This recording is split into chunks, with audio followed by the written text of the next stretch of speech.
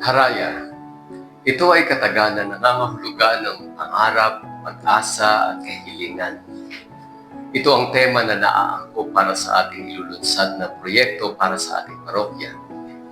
Nangangahulugan na tayo bilang isang parokya o bayan ng Diyos ay kikilos tungo sa isang pangarap habang umaasa sa isang kahilingan na sama-sama nating matutupad o makakamit. Haraya para kay San Jose Amang Mapagkalinga. Ito ang tema na sana'y paulit-ulit na magpaalaala sa atin ng ating magaganda at nakapagbibigay buhay ng mga adhikay. Dati pinangarap lang natin, inasahan at hiniling na maisaayos ang loob ng ating simbahan. May ilang nagtulong-tulong upang kahit paano ay maisaayos natin ang ilaw, pintura at maging ang sound system natin. At ang tugon ng ilan ay hindi sapat upang maisakatuparan ang proyektong iyon. Kung kaya kinailangan pa natin humingi ng tulong na hanggang sa ngayon ay ihinihingi pa rin. Ano ba ang mga pangarap na inaasahan natin at hinihiling na maisakatuparan? Kung ako ang tatanungin, hindi ito kayang bilangin. Subalit may ilang bagay ako na gusto kong pagtuunan natin ng pansin. Hindi lingid sa ating lahat na ang ating Marian Hall, choir loft, at ang sahig ng ating simbahan ay nangangailangan ng agarang tugon. Marahil narinig na ninyo sa aking mga panawagan o mga nakaraang panahon, subalit masigit ang ating panawagan ngayon dahil hindi natin maaaring hayaan na mabulok ang mga bakal, masira ang mga kagamitan, lumupok ang mga dingding at haligi dahil lamang sa kawalan ng pagkilos. Ang Marian Hall ay isang lugar kung saan natin maaaring gawin ang mga meeting, maging ang ilang mga munting gawain o pagdiriwang sa ating simbahan.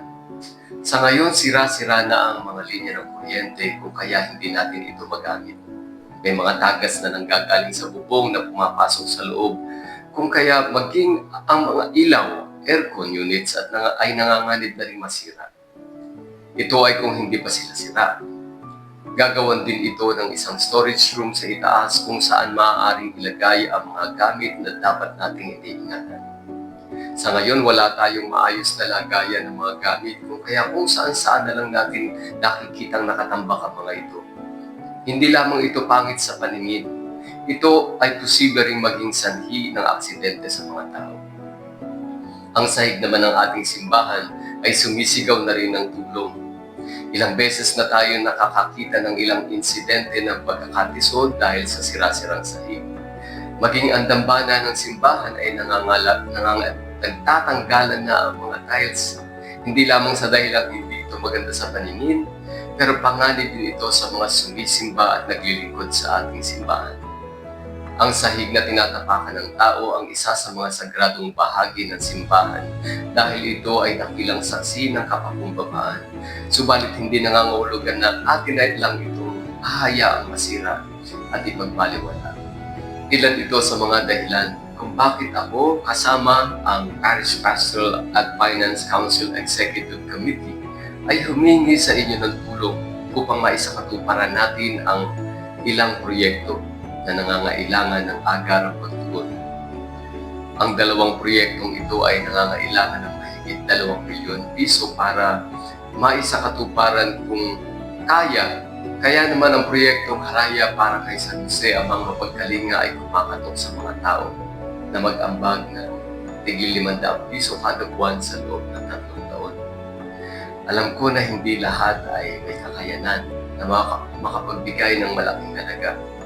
Pero hindi sana ito dapat maging hadlang upang hindi tayo makatulong.